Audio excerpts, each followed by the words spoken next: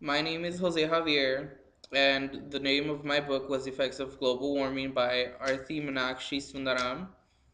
And in this book, she speaks about deforestation facts, she speaks about poaching of endangered animals, she speaks about alternative forms of fuel, she talks of cause of soil and water pollution, and she also mentions, lastly, the effects of global warming. Now, according to Joanne Germa in Perceived Frameworks of Young People in Global Warming and Ozone Depletion, quantitative data regarding concepts formed about global warming and ozone depletion was obtained through a questionnaire administered to 280 Maltese post secondary students who had already attended environmental science lessons. In depth groups interviews were performed with four focus groups to elucidate underlying reasoning. Besides the presence of lacunae in their knowledge, the study revealed that students formulated their own logical but sometimes incorrect frameworks through which they could explain issues.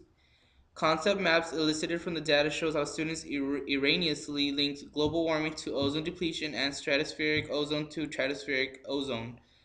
Now, according to my survey, I asked a couple of people um, that is it true that the author no not is it true, but does the author say all global warming organizations help the world that help the world fail? Do you agree with this or do you not?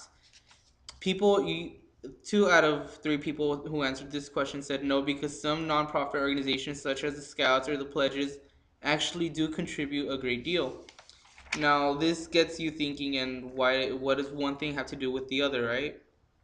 So then I asked a true or false question, and four people had answered false on this, and the question was true or false. All global warming organizations fail because they don't focus enough on the right problem. Now, I will finish this off by saying that I do agree with the author when she says that most of these organizations do fail, but I am not going to agree with her when she says that all of them fail, because there are a couple out there that try and actually can call themselves nonprofit organizations and do succeed at what they do, and that sums up my review for this book. Hi, my name is Zoe, and I did my book on illegals, The Unacceptable Cost of America's Failure to Control Its Borders by Daryl and Carlo. And this book is about his journey back into the U.S. without any documents, and how he pretty much proves the fact that America does not have real force in their border patrol, and it is causing the failure of America, in other words. It definitely has a really negative tone, but he also does have some sympathy for some of the illegals that are coming over to America, and he brings up many examples with the people he travels with. Um, One of the things that I wanted to point out would be my survey questions, and I have three examples, and one of them, I interviewed around 6 people, but 2 of them really stood out, and that was my dad, of course, and then one of a good friend of mine. Her name is Jasmine, and she's about 19, and she's very highly opinionated. So you can definitely tell that there's a big age difference between their two, and their answers differentiate in many ways. My first example that I want to bring out would be my number 2 question, and it is, do you feel that undocumented immigrants are making a positive or negative impact on America, and why? And my dad said neither, because the U.S. is supposed to be the land of opportunity, not just for any certain person. And my friend said that she feels that undocumented immigrants are indeed making a negative impact on America, because they are taking up all of our jobs and other opportunities we have that our legal citizens deserve to have first choice in. And the second example I really wanted to bring up would be my third question, which was, do you believe it is justified that U.S. citizens are paying out of their own taxes for undocumented immigrants to live on U.S. soil? My dad said yes. He's like, in exchange for our freedom and liberty, it gives others the same rights that we do.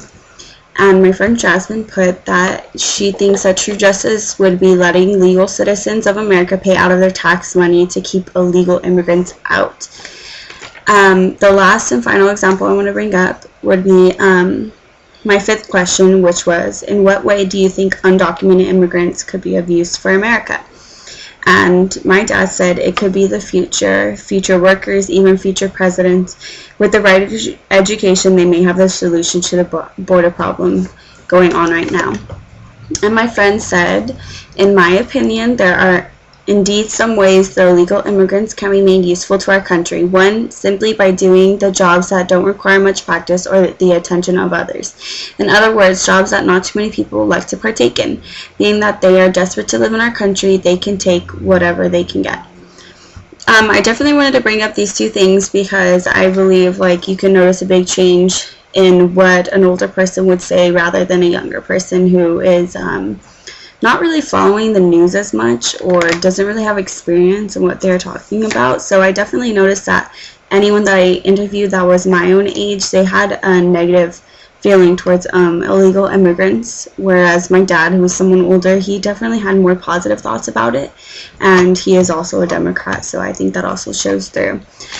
One scholarly article I was reading was from Dan Amato, and he did a whole article on the dark side of illegal immigration, and he had simply just stating facts of what he thought would be the negative impact, and I felt like this definitely supported what Dan Articolo was saying and how the crime rate has gone up drastically with more illegal immigrants, and how one statistic would be that 13 Americans who would survive 13 Americans would survive who are otherwise killed each day by uninsured drunk driving illegals. I don't think that's written correctly, but that pretty much does basically say that, you know, there are going to be negative and positive points of view on this subject. It is going to be an ongoing issue throughout, and I don't really have a side that I would choose. I kind of agree with both of the things. Yes, illegals do